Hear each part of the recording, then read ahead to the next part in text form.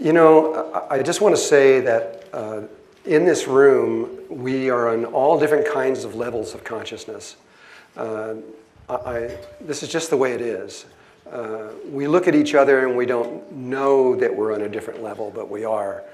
And there's some people here that are really on high levels. I can see this, and it's quite amazing. And so when I speak or when I say something, you're going to hear it on all different kinds of levels, depending on how you interpret the reality. And sometimes I'll be saying something that will make sense to some people, and other people, they'll just go, God, that's crazy, you know. Because I am going to be talking about the core of consciousness today. I realize that there are a lot of subjects that are important out there in the world, like the environment, for example. It's important that we do everything we can to save Mother Earth and to help her in every single way that we can, and to study and understand what global warming and the ice ages are, because they're linked together, if you haven't figured that one out yet. I don't think the Republicans have figured that one out yet. But there's always global warming before an ice age, every single time. You still can't hear in the back? I can't hear you either.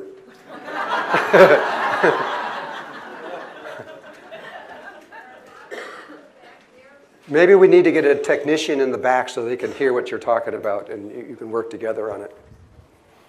Okay, which I think is happening. Well, I hope they can fix this as soon as possible. I'm not going to get into what's really important for a few minutes, so don't worry. Anyway, in my own life, I have been working on all kinds of levels besides the environmental issues that I got into in the 60s. And you know, we were just blown away by the reaction from the governments and everything to what we were trying to do. You would think that if you're going to try to help your planet, they would help you, but they don't. And that's just the hurdles that we've been up against for many, many, many years. It's all changing right now. So,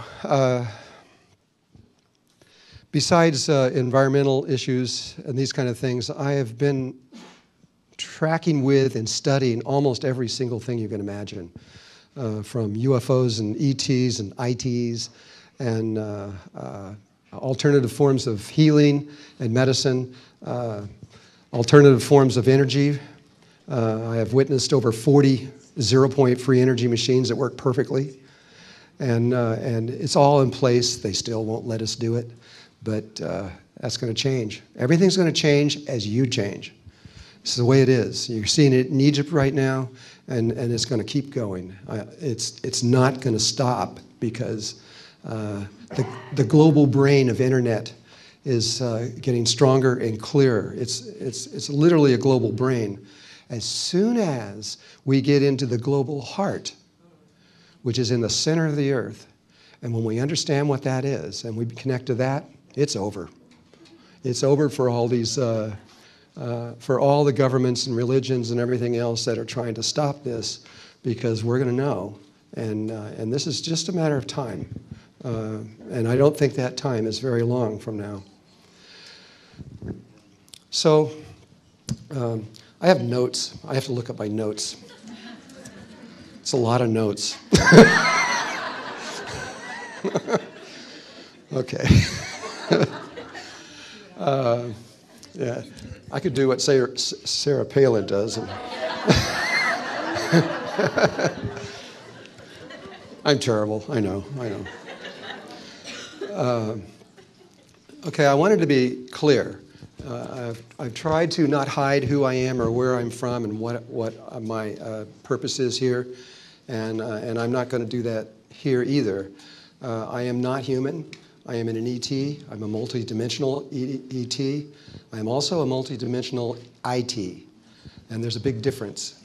ITs are interterrestrial from inside the Earth. I am both inside the Earth and extraterrestrial from that. And the world I come from does not have any stars and planets. It's a whole different way of existing. But you are all going to know what this is, because as you will find out if I have time to do it all, this is where we're going. You're going to go where I came from.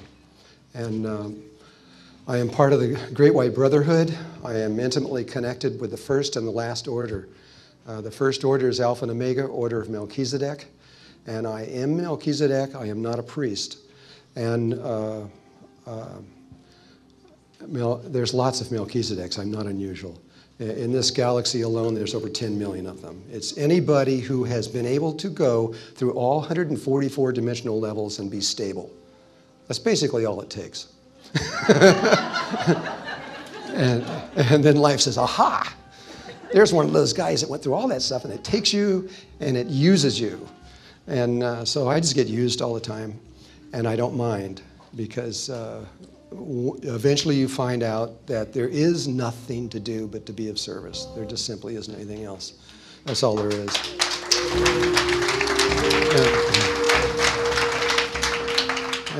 And you're going to be faced with this too. As you begin to understand more and more and more, and you become this light out into the world, which is what happens, you can't just hold it here and sit in your bedroom and watch television. I mean, you have to share it. It's just this law of the universe. You have to give back, and you'll find a way to do that. And you're going to find a huge audience as time goes on here, because people want to know, and by that time you will know what it is that you need to teach. I'm also connected to the last order of the Great White Brotherhood, which is the Brotherhood of the Seven Rays, which is the geographical location is in Bolivia, South America. They have a very specific purpose. The ones in the middle, there's 70 orders in the middle. I don't even know them all. I don't even know who they are. It's not my job. Okay, I've explained that. I'm not going to use any images today, except for, well, we can't. I was going to put the Flower of Life up here, but it hasn't happened yet. Oh, it was? Oh, there it is. Okay. I was just going to leave that one thing there, because in this, really silently, is everything. It is literally everything there is. There is nothing else. And I will try to explain that. But what I want you to do today is just use your imagination, and not to get involved in images from screens, because we are so involved with television and internet and all these things that it distracts from what we're trying to do, because we're going to try to go within to understand who we are. The name of this talk is Reality is Consciousness. Now, if you're just beginning, that is kind of like a mystery.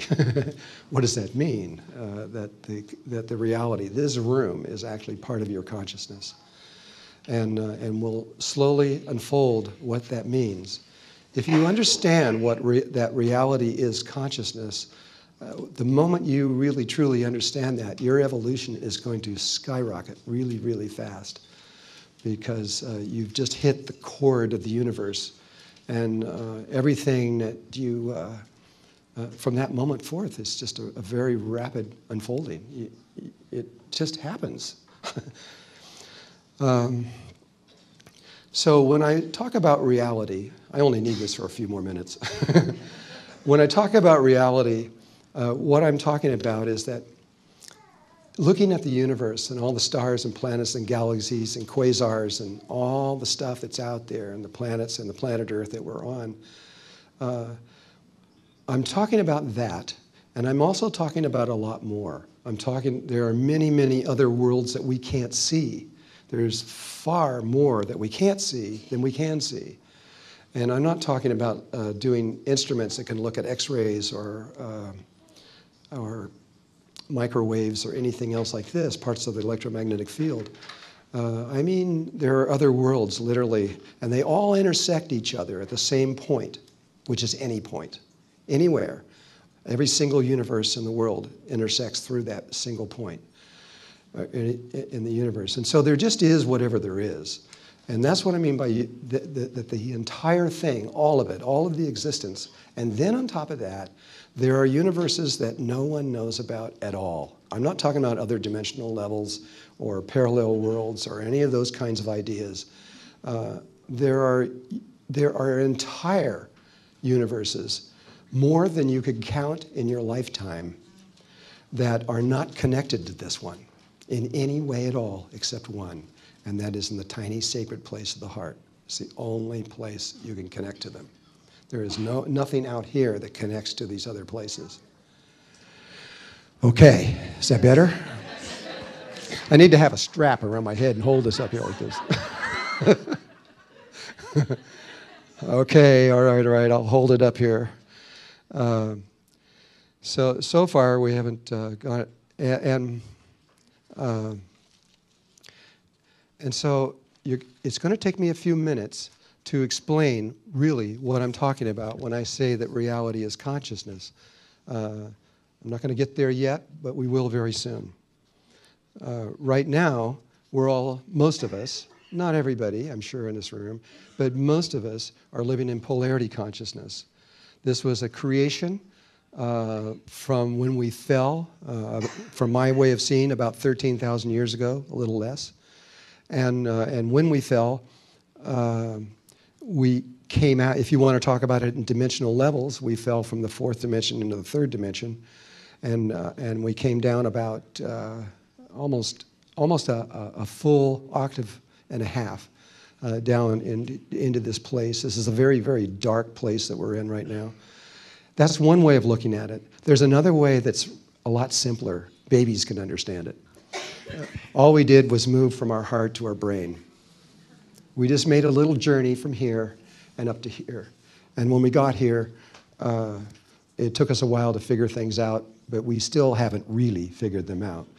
And in polarity consciousness, we see everything as good or bad or black or white or male or female, etc. And we are about to leave that. We're about to completely and totally, 100% drop it, and we're going to go into unity consciousness, where we are still in the polarity, but we're not of it. We understand it from another level, and we end up in the middle between them. We're not black or white, we're gray. We're right in the middle. We don't really perceive it in the same kind of way that we do right now. And this is where ascension, this is the first step of ascension. At that point, we are going to transition from the third dimension into the fourth dimension, and we're going to go specifically into the seventh, eighth, and ninth overtone of the fourth dimension. Depending on how we perceive things, we will end up in one of those three worlds. And then from there, these bodies are going to mutate. If you noticed, the Egyptians spent a long time trying to get their bodies from here to the next world through their mummification and all the things that they were doing. And the Christians, which came out of Egypt, they're doing the same thing through resurrection, trying to bring their body with this. Why were they doing that? The reason is because this body is a baby on the next level. You must have your body with you. That's all you need. You don't need anything else, just your body. And it could even be really in bad shape. You could be missing arms and legs and all kinds of stuff. It doesn't matter. Just get there with whatever you got left over. Because once you get there, you're going to find that you have total control of creation. You will be able to fix that in a blink of an eye and turn it all back to the way it should be. And actually, people, when they get there, they spend a lot of time. They're so fascinated with it. They get their body all fixed up, and they go, well, maybe I'll kind of look like this, and they'll change their looks to something else, and be taller, shorter, or I'll be this or that. And they spend time doing that for a while until they realize, well, this is boring. And then they look for the next thing, and it automatically starts unfolding. In the same way, when you were born here as a little baby, and when you were born here as a little baby, the first thing you started doing is growing. You started getting bigger. And that's exactly what's going to happen on this next level of existence. This body is going to start growing. And the females are going to get to be about 10 to 12 feet high, and males are going to be about 14 to 16 feet high, and you're going to have this giant head with this huge brain in it. And then when you get fully adult, which happens extremely fast compared to what we do now, it only takes about 2 years. When you get into that level, then everything makes sense. You have the brain power and understanding to know what you can't really understand now. You understand, which puts you in position to go to the next level. And we are going to go through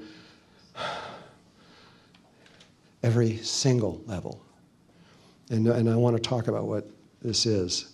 The reason I'm here, and there are a lot of other people besides the Ascended Masters that are here. There are people coming from all over the universe right now. And many of you, if not almost all of you, are one of those people. How many people know that you're not really human? That was about 20% or so. And how many people remember where you came from? Really do remember? Okay, it's usually a little less.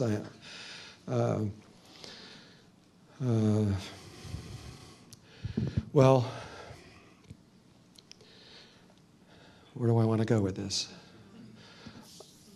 So well, here, what is going on is that the universe, let me put it this way. The Mayans, which are talking about 2012, which is all the cycles of the Earth and the Sun and the Moon and all these different other planets around us that are affecting it. It is these cycles that are all coming to a close on December 21st, 2012. But there is another cycle. And the Mayans don't know this, the Hopi don't know this, the Zulu don't know this, the Kogi might know this. I haven't actually asked them that question. The Owakos might know this. I don't think that the Waitaha or other, I don't think anybody else would maybe know this, and the Tibetans might know this. But there is the largest cycle in existence is ending at the same time. It's changing everything. This is the reason why the Greys, when they were here, began to abduct people. The 5.5 million people that were or more that were taken aboard those ships. And the reason that happened is they were not involved in this. They came in here in very early 1900s, about 1910 or so. And they were on another project. They were trying to solve something that we were doing. And right in the middle of that, right in whenever it was, I don't know, it was the early 1980s or somewhere in there, they became aware of that this big cycle was going to end. It was a huge problem for them because they're a technological civilization. They gave up their emotional body, their feminine side, and in so doing that, they were not able to make the transition.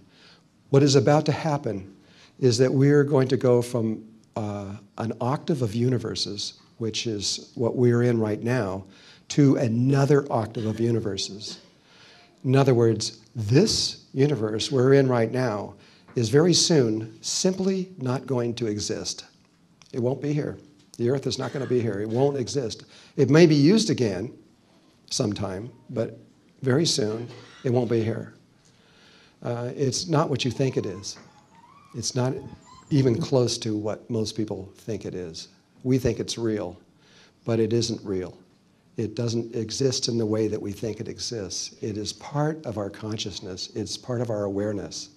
It's a projection from within us and from a very specific place in our body, which we'll talk about very soon.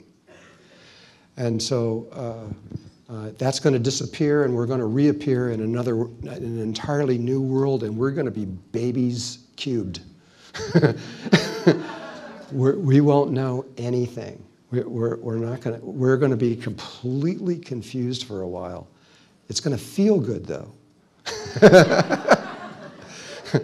It's going to feel great, but we're going to lose all of this. What we now know is not going to be applicable in this new world.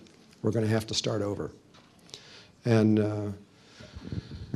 I hope I'm not going too fast, because I know that this is a big step. that I'm talking about. The grays could not get through this because it means that between these dimensional worlds, not just between the third dimension or the eighth dimension or the 100th dimension or anything like that, but between an entire octave to another one, there is something between them that is very interesting. It's a void space that does not allow anything physical to be in it. So no physical thing can get through. The only thing that can get through is spirit. And spirit has to have certain relationships within itself and around itself. You'll know exactly what to do when that happens. But you can't take anything physical with you. And for the Greys, that was a huge problem because they're a technological society. Their spaceships can go into all 144 dimensional levels, but they can't go into the 145th. They can't get over. And when they realized that the cycle was going to end, I'm sure that they actually probably felt something anyway for the first time. Because it was a problem. And that's why they abducted everybody and got them onto, and took our emotional body and their mental body, their memories and their wisdom from their point of view, and combined them into another body. That's who Bashar is, who is here now. He's a great guy. He's real. And I'm glad that he's here. He's coming from about 300 years in the future. And his example for us is important. But he comes from, if you were to actually see Bashar in his actual shape, it would be very different than a human being or a gray. They're very tall and skinny. But we become very good friends in the future because we have the same emotional body. They're a lot smarter than we are, but, but once we get into fourth dimensional consciousness, we equate, we become equal on those levels. So, I've been kind of rambling on, so I'm going to go back to my list again.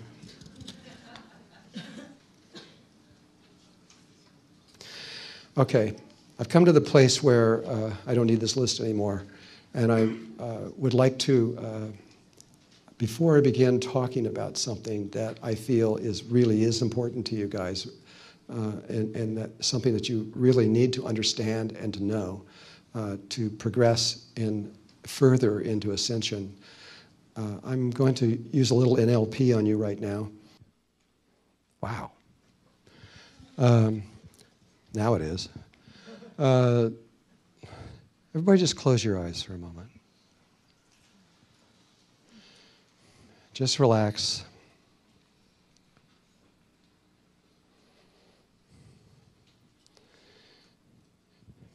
Feel yourself move into your heart if you can, if you know how. And we all know how.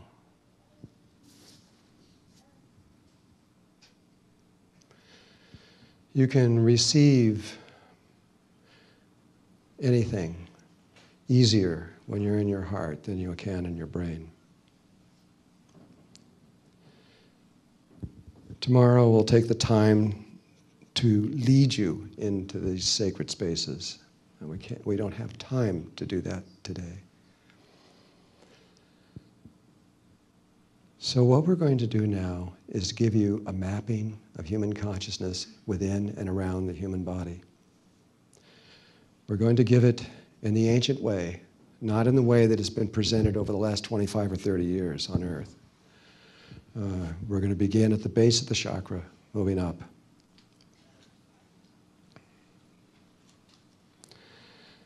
We will leave certain things out because they're not necessary right now.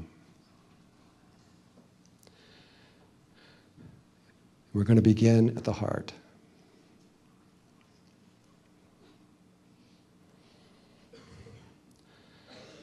The physical heart contains something greater than anything else in the universe.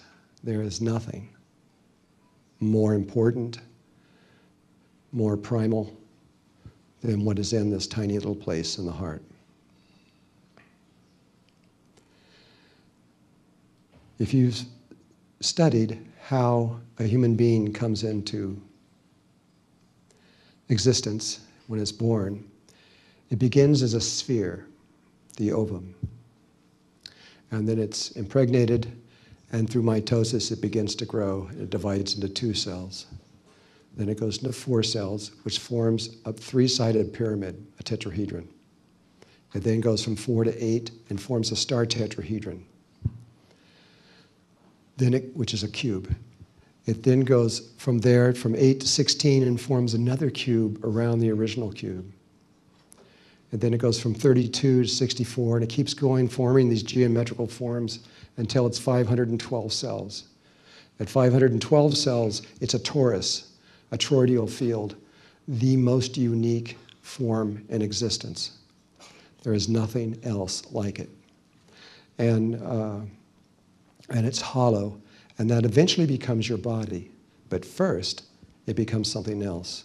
It keeps growing at 512, it goes up to 1,024, and it keeps going up and up until eventually it becomes the human heart. It literally is a heart, and every one of us was in our mother's womb at one point, and we were just a heart beating. Science, medical doctors, could never figure out how this heart could beat when there was no brain, there was no arms or legs or eyes or anything or any other glands or any other organs, just a heart, and it started beating. It was HeartMath who first discovered that there is a brain inside the heart. It's brain cells. It's very small. It's only 40,000 cells, but it has its own intelligence. And so the heart begins to beat. But then, at one point, this mass begins to come out of the heart and emerges out and becomes the body, becomes the brain, the head, the arms, the legs, and all these other things. And that is pulled into the body at a later point after it's been developed. And so just from seeing that, you can know that the heart is more primal, more important than the brain. It was prior to. In ancient Egypt, when they mummified somebody important, like a king or a pharaoh or a doctor or someone that they felt was important, they would take all of their organs out of the body and they would put them in 4 clay jars, with the exception of 3 of them. That was the heart, the brain, and the genitals. And the heart they would put back in the body. The genitals they would put back in the body because they felt those 2 things were essential for the person to make their crossover to the other world. But what did they do with the brain? They pulled it out through the nose and they threw it in the garbage can. That's how important it was to the ancient world. Today, we think that the brain is the most important thing, that our technological advances prove that we are the greatest thing that's ever been on Earth. All I can tell you is we're not even close to the greatest thing that's ever been on Earth. And it doesn't have anything to do with the brain. And so the heart is formed, but the rest of the mapping goes like this. Inside of the heart, there's a very special place. Science, HeartMath, has determined that this place exists. They're not exactly sure precisely where it is because it's so tiny. It's a little tiny place. Maybe they do know that now, but a few years ago they didn't know. I'm not really sure. And it produces the largest electromagnetic field that the body produces, much bigger than anything the brain puts out. It's about roughly 8 to 10 feet in diameter, and it's a huge toroidal field with another toroidal field inside of it. Tomorrow I'll show you pictures of this. And that tiny place is the key to all levels of consciousness there are, on every single level of existence there is. It is the key, no matter what level you're trying to go to from one to another, it is always this tiny space in the heart that enables you to be able to move to another level of existence, another way of interpreting the one reality. There's over 100,000 different ways that life has figured out how to perceive this one reality. We're looking at it through a polarized lens, but there's about 100,000, 200 or 300 more, 100,200 different ways that it can be perceived at, each one has a different Merkaba field around it that's associated with that particular way, or that lens of interpreting the one reality. The next thing is the tongue. This is the next step, the next most important part of understanding and remembering who you really are. When you first think about it, I mean, why does the tongue have anything to do? Why not your ear or something like that? Well, I mean, why the tongue? Well, it's very clear. First of all, there is a sac that encloses the heart and comes up, and the whole thing forms up and becomes the tongue. And so there's a physiological connection that you can see. I forgot what this is called right now, but there's a name for it. And you can actually see that they're connected. But when that little description I gave you just a few minutes ago about how we went from a sphere to all the various levels and we became a heart, and then the body emerges out of it, the first thing that comes out, is it an arm, a leg, a head, or the brain? What comes out first? The very first thing that emerges out of the heart is the tongue. The tip comes first. And so from seeing that, from pure science, it's obvious. You can see why there's a direct connection between that particular place and the heart itself, the sacred space of the heart. So the next thing to understand that is in the mapping of human consciousness is the tongue. The next thing that is important to know is the roof of the mouth. The roof of the mouth has something on it, whether you're male or female, that what I'm about to say is going to sound a little weird, but it's fact. There is a vagina on the roof of your mouth.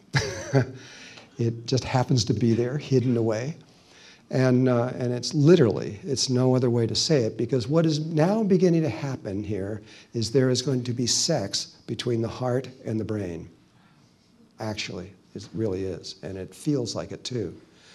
And so the heart brings its energy up through the tip of the tongue, and it comes out, and the tongue becomes male. And it goes to the vagina, and it goes specifically when you're looking for where is the spot on the roof of the mouth.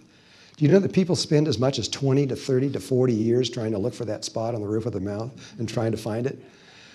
It's one of the biggest obstacles. We can show you exactly where it is and determine so you know precisely where it is when we get into the workshop. But it isn't exactly in the center, and if you know where your hard palate ends and the soft palate begins, it's on the hard palate just before you go into the soft palate. And some people, most people in this room, I would say at least 85%, maybe 90%, it's just flat. You don't know it's there. But when you stimulate it, it swells up and it becomes this little bump. It literally becomes the clitoris. And some people have a hole there. How many people have a hole right at that place? Oh, come on, there's more than one. Usually it's about 10%, about 1 out of 10 people. Pardon? Did you say it's at the top of the palate? It's at the roof of the mouth, and it's where you have a hard palate and a soft palate. The hard palate is like a drum stretched tight. And then when you keep going with your tongue, if you've got one long enough, going down there, you'll feel that it gets kind of ripply and soft. As soon as you feel that, you've gone too far. You have to come back, and it's right just on this side. If you start massaging that place, what now happens to get the rest of the mapping,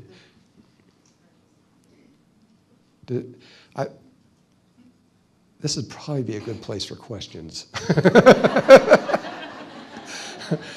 So if I don't know how, I'm going to have to go through all of this, and the only way I can do this is in a longer period of time. This usually, literally takes the traditional systems like Kundalini Yoga, Kriya Yoga, and these kind of steps. If you talk to those teachers and say, how long does it take for someone to master this? Seldom is it less than 20 years. But I found that if you are clear enough and you understand what it is, this is part of the problem, is most of the gurus or the teachers that are teaching this don't understand it. If you really get in there and say, what is this, what's happening, they don't know. They've just been told that this is what you do, and they don't really know what's going on. But if you really understand what's going on, you can get it. And usually in a group this big, I can get about 35% in one day. They'll know exactly how to do it. And the rest of them, about another 35% in usually a couple months. And then the other ones have problems because they've got emotional problems they got to work on. And in spirituality, you must deal with your emotional problems or you'll find a ceiling that you can't go any further on. It's not an option. You have to do it if you have an emotional problem, which just about everybody does. And okay, we're going to keep going now. That roof of that particular spot goes up through a chain up to the thalamus glands up here. There's these two egg-shaped glands that are a little bit toward the back of the head. And those glands, when it's being stimulated, when you are in your heart space and you are moving the tongue on that particular spot, it stimulates those glands and they start firing alpha waves. And it fires massive alpha waves. It's like 3,500 to 4,000. It's not normal. It's very high. And you have the four quadrants of the brain begin to fire. And as soon as they fire in a balanced, strong, powerful way, which might not happen in one day, it might take a long time. But when it happens, a green light will appear in front of you. If you don't see the green light, you are not creating enough alpha. You got to be happier. That's what alpha is. It's joy. It's like, remember in Peter Pan, think happy thoughts. It's true, really. If you want to fly, you have to be joyful. And so this is a place where you have to be childlike. The more serious you are, the more degrees you have and all these kind of things, and the more you're into them, the more likely it's going to be hard for you. You need to let go of all those kind of things and just get into this sensation and this feeling. The moment that happens, the next thing you do is you shift your attention from while you're in your heart to your pineal gland. And the gland itself literally is the third eye. It is from Jacob Liberman and his work through Light, a book he wrote called Light, the Medicine of the Future, and he's one of the experts in the world on this. The pineal gland is an eyeball. It is hollow. It has color receptors inside of it. It has a lens on top of it for focusing light, but it's looking up and not instead of out this way. It's 90 degrees off to these sides. It's a single eye looking up, and it's situated in such a place that it's in the prana tube. So the light that it's receiving, that it's concerned with, is not physical light from the sun, but the light of prana, or life force energy, that's moving down that tube.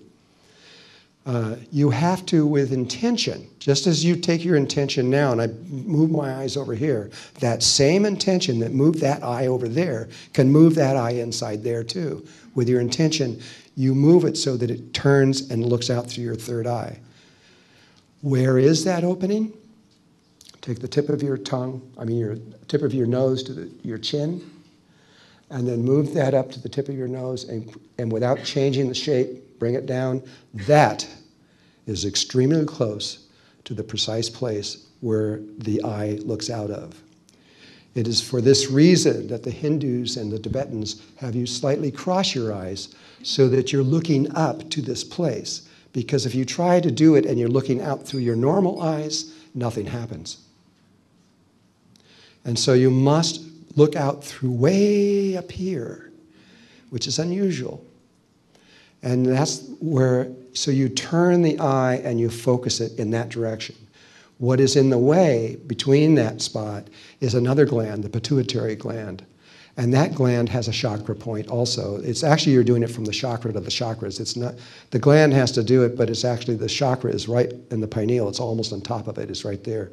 The gland for the pineal gland and the pineal chakra are separated by a space.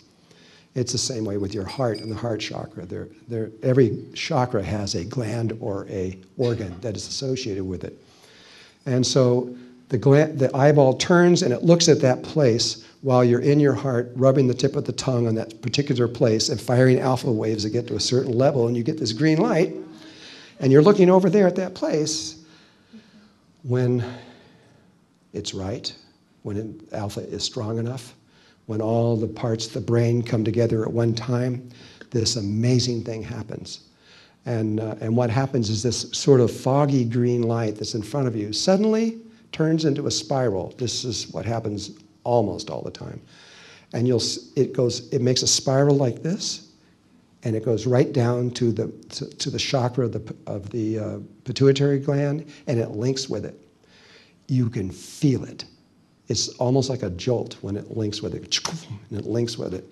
Sometimes the spiral won't be a spiral. For a few people, it becomes concentric rings. So you'll see it'll turn into a circle, and then a smaller circle, then a smaller one, but they're spaced out so that it goes like that, and you'll link with it. And there's a few other things it can do. They're rare. Sometimes it'll turn into a square, and you'll see like a Hindu mandala in there. It's amazing. The first time I ever saw this. And then a little one inside, and a square, little square, little square, little square, and it'll go down to it. There's also reports that people see it as a tube that goes between the two. It's psychic phenomena. It doesn't matter. But you will know for sure when you see this happen. It won't be, gee, did that really happen? No, you'll know. You'll feel it, and you can see it. When the pineal connects to the pituitary while you've got all these things going at once, it connects. The next step is really easy. There's another chakra in space in front of you. From the tip of your nose to the tip of your chin, take that as your measuring stick, put it like this, and right where this finger is sitting, you have a chakra point right out there. And with your intention, you ask it to go through, and from the pituitary from the pineal to the pituitary to this other one, which has a gland inside of here also. I don't want to say what it is.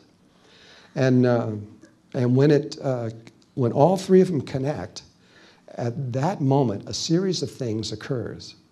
First of all, your head glows. Science has actually mapped this and have reported it. You have a halo. It's a very specific size. It's in a perfect sphere. And if you were in a dark room, you could actually photograph it. Your head begins to glow in the dark. And simultaneously with that, and it's actually better if you do this before you begin this process, is the pineal gland has certain attributes that are not visible to most people. And even people who are very good at seeing auras usually can't see these because you have to know they're there. It's true with all things in with psychic abilities. If you don't know it exists, you can't see it. You have to have an inkling that it exists before you can begin to step into that world. So it's like a dowser. A dowser can douse for anything, but they can't douse for something they don't know exists. And so it's the same kind of thing. And so, prior to this, the pineal gland in the center of the head has these 8 beams of light, and they're tubes. They look like fluorescent tubes that come out of the body, and they look like they've just been cut off on the end, and they're about 1 hand length long. About 1 hand length from here. The ones on the sides are a little longer. You got one in the throat that you can't see. And when you look at someone that actually has and what you have just done, by the way, is you've opened up your third eye completely. You are now functioning on another level of potential human consciousness. And it's an absolutely important step to take before ascension begins. Anything that happens prior to that time, from my way of seeing, is just beginning the process. But the process doesn't really take off until you have done this step. But there's more to this. Now, once these beams are out, they actually connect with this sphere of light that's around here. And there is a procedure for bringing those beams out. You can do it, and most people can do it usually in a single day. It just takes a little bit of time and practice, and you can get them all out. It might take you a few weeks to get them out strong, because sometimes they get droopy and they get kind of bent and things. And they're not this perfect geometrical stuff, but it doesn't, for most people, it doesn't take too long until they're out there perfectly. If you see Jesus, remember where you see the 3 beams of light coming out of Jesus' head? He just has his beams opened up, that's all. When you're looking at somebody from the front, you can't see all 8 of them. There's 3 across the back. You can't see any of those. You can see the ones on the side. You can see the one in the front. There's one coming right at you out of here, and the one in the throat. And so all you can really see is those 3 beams and a sphere of light around the person's head. And so at that moment, you have just entered into exactly the same level of consciousness that Jesus entered into at that level, and Buddha and a lot of other people.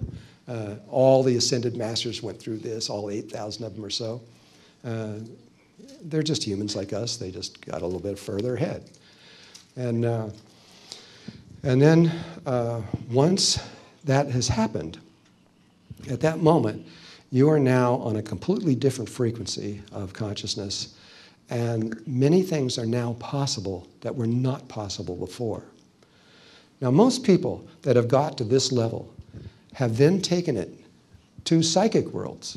They've used their mind to look through this third eye. I'm not saying it's a mistake, but potentially it isn't the best thing to do. You see, this leads into pure creation, where you are able to create anything. You can literally create anything at all. You can bring anything to you need or want or anything else like that, and it's totally okay. But it's much more than a human thinking. You can create planets with this, or galaxies, or entire universes. You can create, size doesn't matter in this case for sure. You can create anything on this, and anything is possible at that moment. But if you do create through your brain, like in remember The Secret, the CD, The Secret? There is a problem, and I think people that are doing what The Secret said, probably a lot of them are discovering that what this problem is. The brain is a polarized instrument. If you hold a brain in your head, it flops open into 2 pieces with a line right down the middle. One side is male, one side is female, the other way around. This side's male, this side's female. And if you use that or any of the lesser ways of bringing energy to you, what happens is you get whatever your intention is, but you will also get an equal and opposite force coming from behind you, and you won't see it coming. And you'll get hit with exactly what you don't want.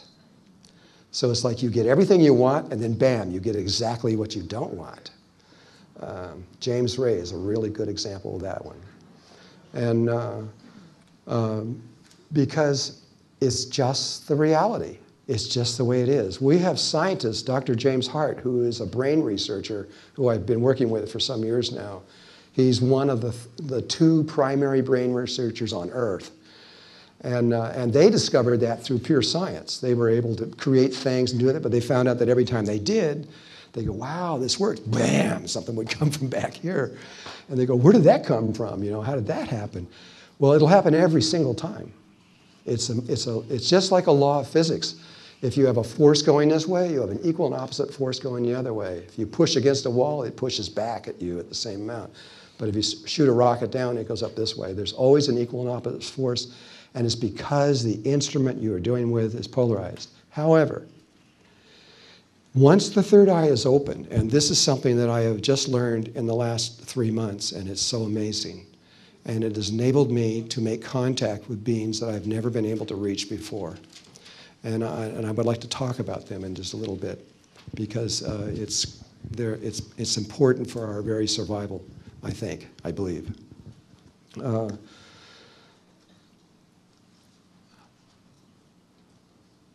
Where was I going with that?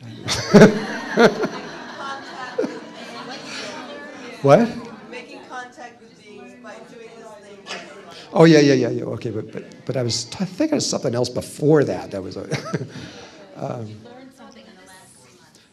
oh, yes. That's what I wanted. Thank you very much.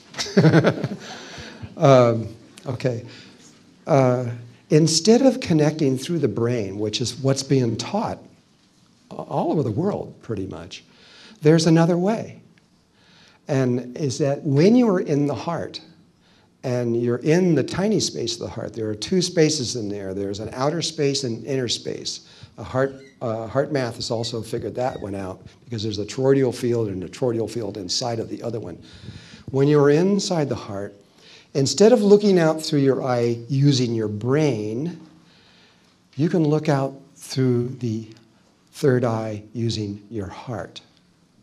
And this is in the Sufi traditions and in many other traditions around the world, it's called the single eye of the heart. And when you look out through the heart, you can duct tape your eyes closed, but you can see the outer world perfectly. And, but you don't see it in the way that you see it now. Here you're seeing the surface of things. Instead, you see all the subtle energies between us. It's astounding. You see, right now, there are like roots that are coming between us. There's these energy fields that move between us. As we walk by plants, there's all this energy that moves between us and all these things that is going on and all kinds of levels.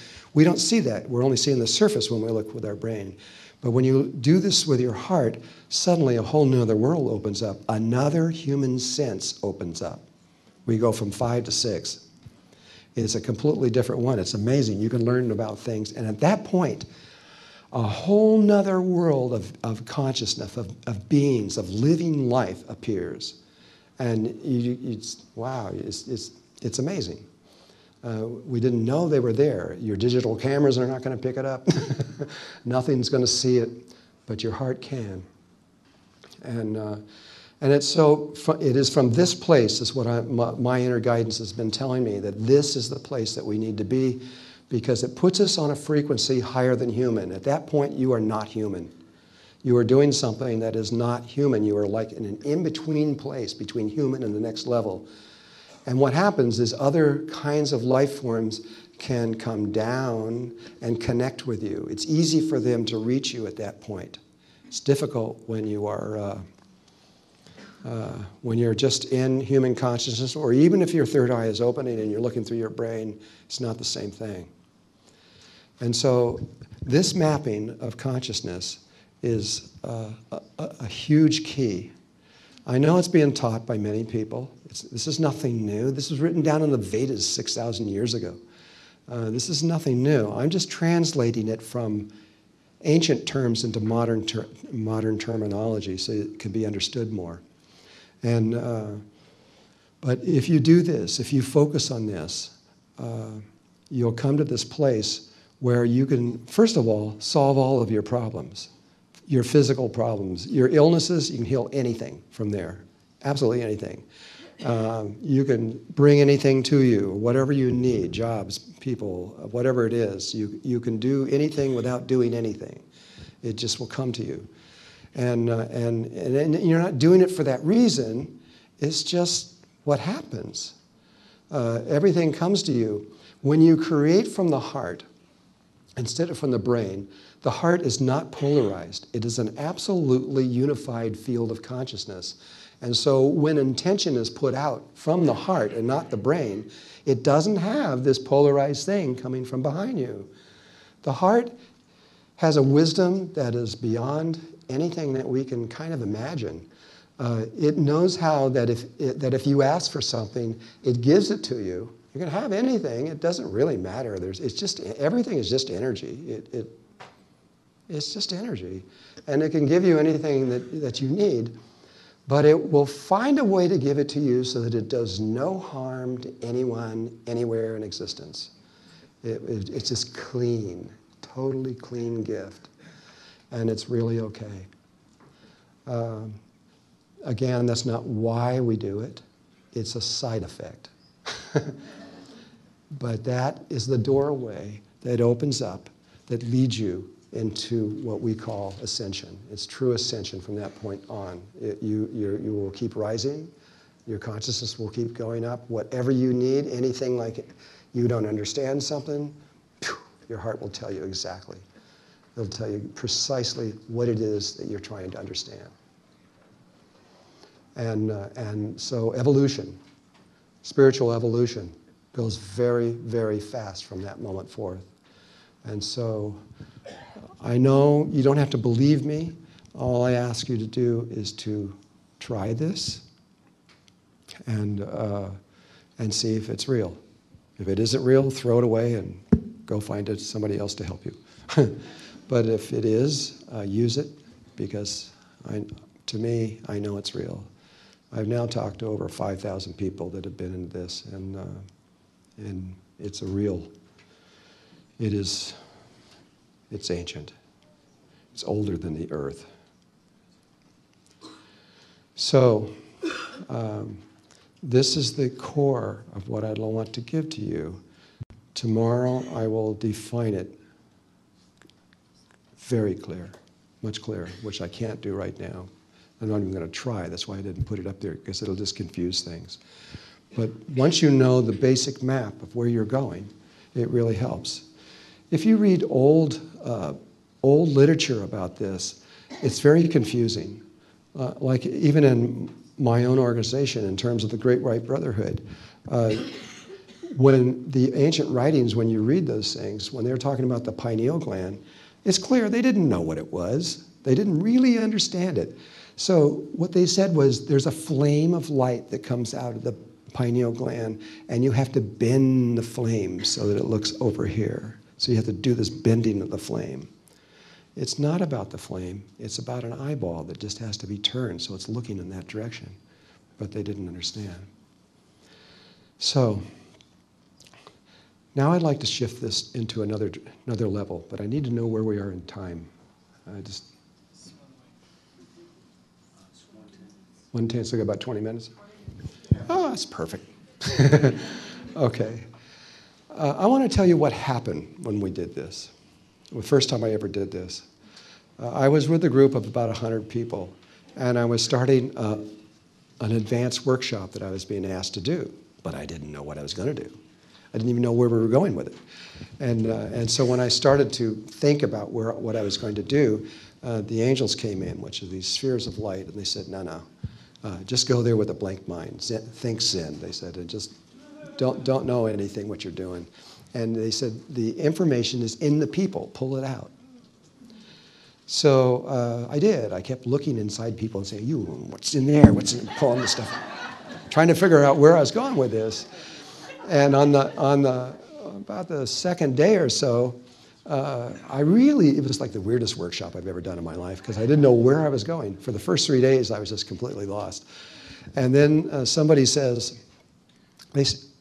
brought up the whole thing about ETs and ITs, and started talking about it. And somebody brought up the idea of what was going on in Mexico with the plasma beings. And I go, okay, so we went with that. And I don't know if you know what's going on in Mexico, but it's been going on for about 20 years. It's the most documented case of UFOs in history. If you took everything else on Earth, there's more documentation on these beings than everything else combined, and probably double or triple. They have thousands and thousands and thousands of video hours of them. They stand before it and go, okay, film me. They don't care if you do it. The ships are like this in the sky, right? That big. They fill the whole film, whole picture. And they say, go ahead, take the pictures.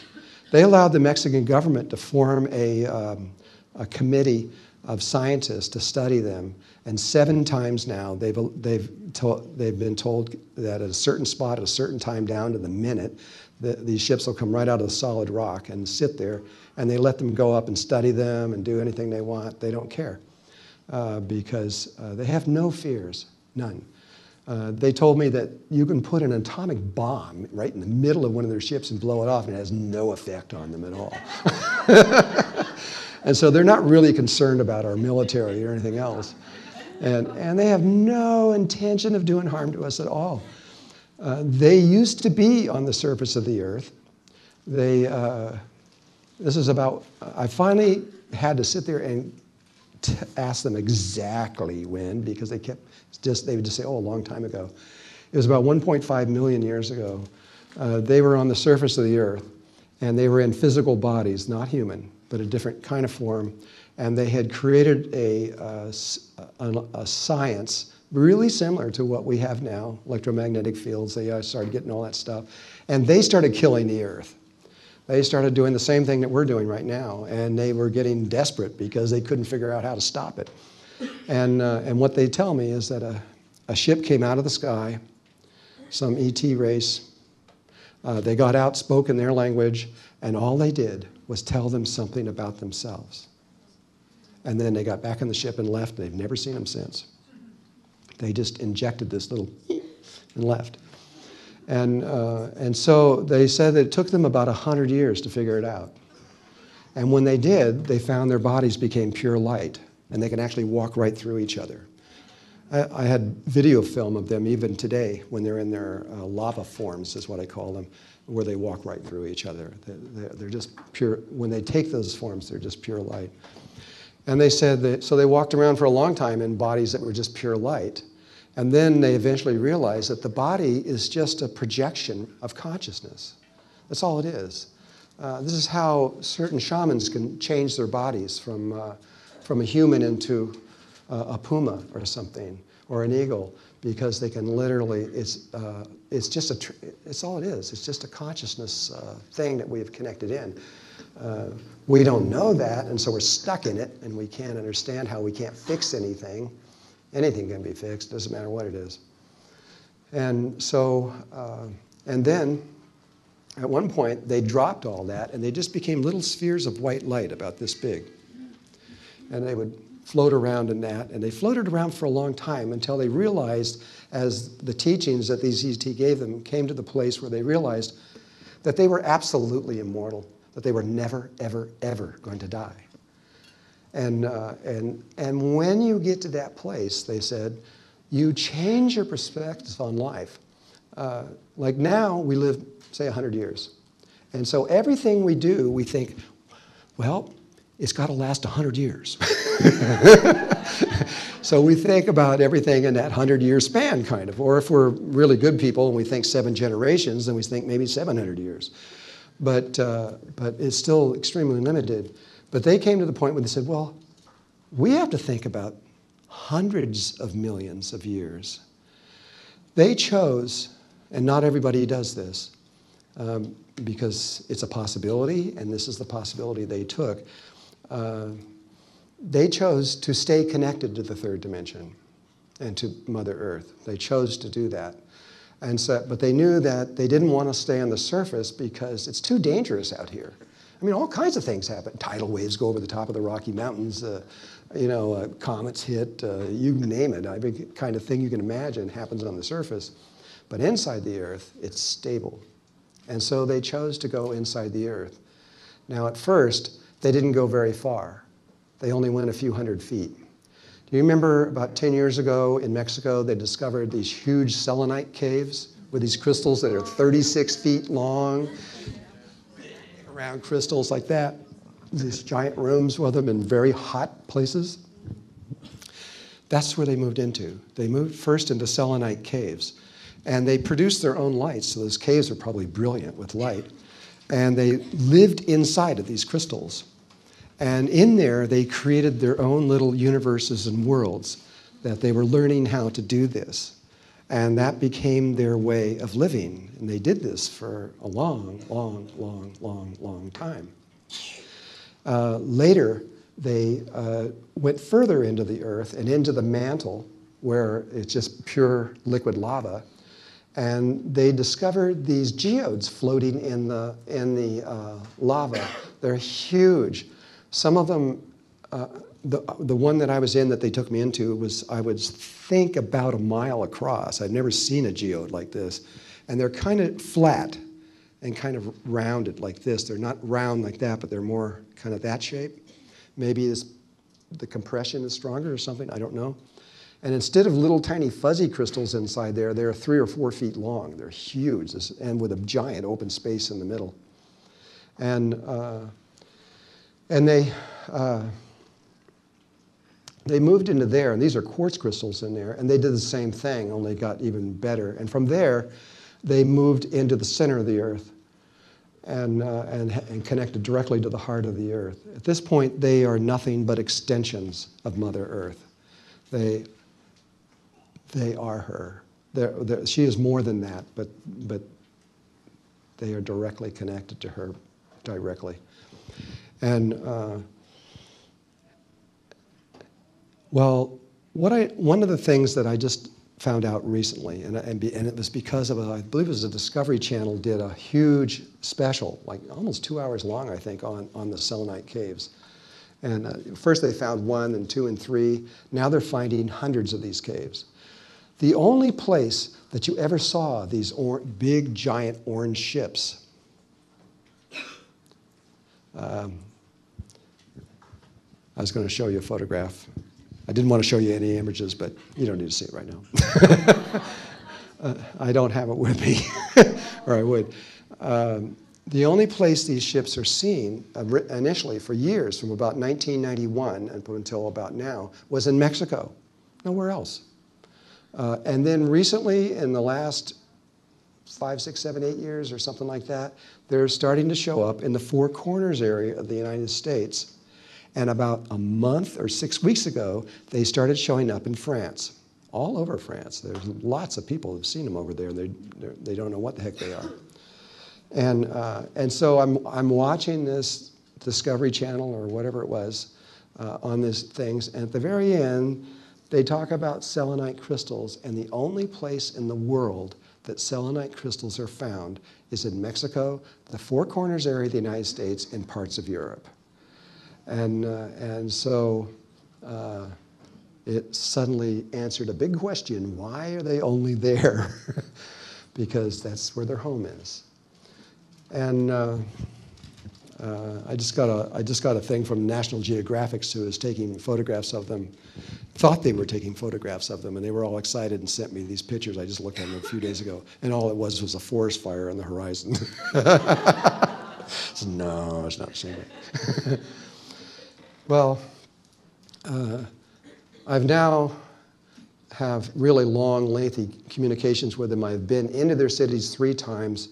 We have brought 100 people with us each time. And the first time we went in there, I'm going to describe what happened, because these people are going to be really important to us very soon. You know, I'm really sorry that our introduction to other life forms in the universe had to be the grays and the reptiles. Wasn't a good taste in the mouth, you know, and all they wanted to do is just kill us and get rid of us. But these guys are the other way around. They really do. All they want to do is tell you something about yourself. They want to do the same. They want to give you the same gift. And that gift is pretty much what I'm telling you right now, is understand how to open the third eye through the heart. And it is the doorway to higher levels of consciousness. And you'll go straight there without any problems. And okay, where was I going again now? Back to the workshop from 3 months ago. What happened when you took the 100 people? Okay. So we train these people how to see from their heart through the third eye, and so you can see the external world in a new way that you've never seen before. And before we even got in there, beings were appearing to them, physical beings. Physical, they appear physical when you're on that level. That when we would go into nature, they would just start coming out of rocks and all kinds of things, because we could now see them that we couldn't normally see them. And when we could see them, they could see us. And it was already beginning to happen. But we got on this ledge, and we said, okay, we're going to go in. And we all sat in. We did a ceremony, and we then went deep into the earth. And we're tracking down. Where we were going was to a particular place under Telluride, 266 miles underneath Telluride. Into the mantle. It's about 800 degrees of that place. And as we were going through the crust of the earth, we began to see all kinds of other life forms, because we were in this place where we could see them. I had no idea None. I had no idea there was so much life inside the crust of the earth. Oh my God, there's like cities and stuff and people and all kinds of things in there. And we all saw them, and we all saw exactly the same beings, which was kind of interesting. And we got through the crust and into the lava, and then no more people. We didn't see more people anymore, and we kept going down and down and down and down and down and down and down and down until here we could see this very, very bright object. I mean, it was just brighter than everything else coming up toward us. So it was like flying down to it.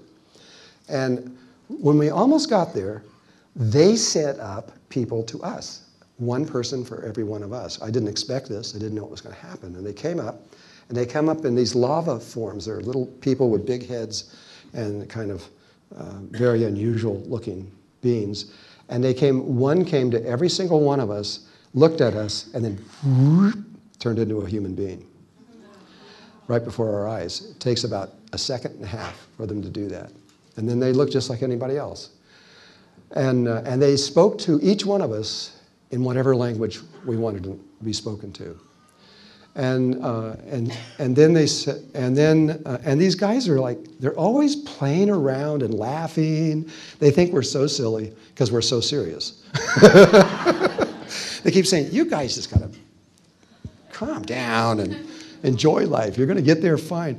And they just keep, so they're always making jokes. This one lady was telling us afterwards, she says, she was crying. She says, oh my God, I finally met somebody on another level, you know, and you're a really nice person. And she says, can I stay in contact with you? He says, oh, yeah, we just use email. Then he laughs, you know. And so I didn't know this was going to happen. And so they talked to us for about 10 minutes. Then they took us down inside the geode. And they told us how they lived. Each person brought us to a different place, but they told us all these different things about it, and so many things about them and what their lives were like. And they were just sharing with us, trying to be friendly. And then at the end, this ship appears, one of the big orange ships appears in the middle of the space, the geode. It's huge. And they said, okay, everybody get on. We didn't know this was going to happen. And so we all got on this ship together. We're all in there, and poof, when you are, your bodies disappear and you become the ship. It's a very interesting sensation. And so they take us back. Well, it took us about 15 minutes to get down there. It took us like about 3 seconds to get back. But inside of that ship is so bright. The light is so bright, it hurts. And when we broke the surface, the light went up about 10 times. It almost scared me because it felt like I was going to get blinded by the light if we stayed. But it only lasted about 2 seconds, and then it went away. But oh my God, I mean, it was just like looking into a 1,000,000-watt light bulb. And then they put us back into our bodies, and they went down and left us there. We all came out. We all opened our eyes all at the same time, and everybody started talking at once. And what we soon discovered was everybody had the same experience, almost everyone. There were 99 people and one other person that joined us at the end, 100 people. And I asked, so in the discussion, we all had the same thing where somebody came to us, turned into a human being, brought us in there, showed us all these things, got in the ship and came back. I mean, if you do a meditation with no guided imagery or anything at all, and you're all going to have the same exact experience, the odds of that are pretty zero. And we had 88 people out of 99 remembered everything, exactly the same. And the other ones had pieces of it. According to them, they said, nah, we got all of you.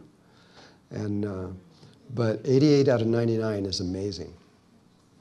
So, I can't help but talk about them because I know that they are planning on helping us somehow, protecting us during certain changes that we're going to go through. In Mexico, on television, they've told the Mexican people, don't be afraid of them, don't try to harm them if you see them. They're our friends, you know, be good to them. I hope that the rest of the world understands that, but we can't do anything to them anyway, so it doesn't. I guess it doesn't really matter. But I think in the future, you're going to see these beings and a whole nother level of love coming from another race of beings that really do love us. They really do care about us. And if you ever want to come to Sedona, I'll take you down on the earth and show you. I will.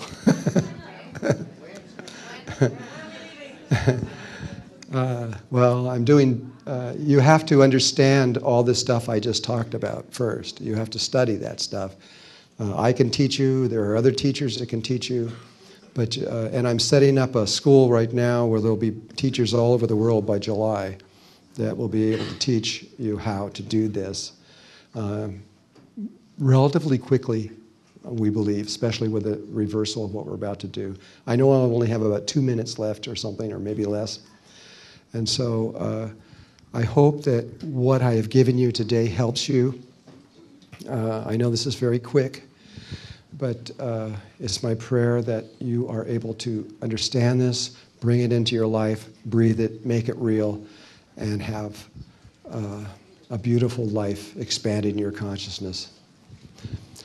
Thank you.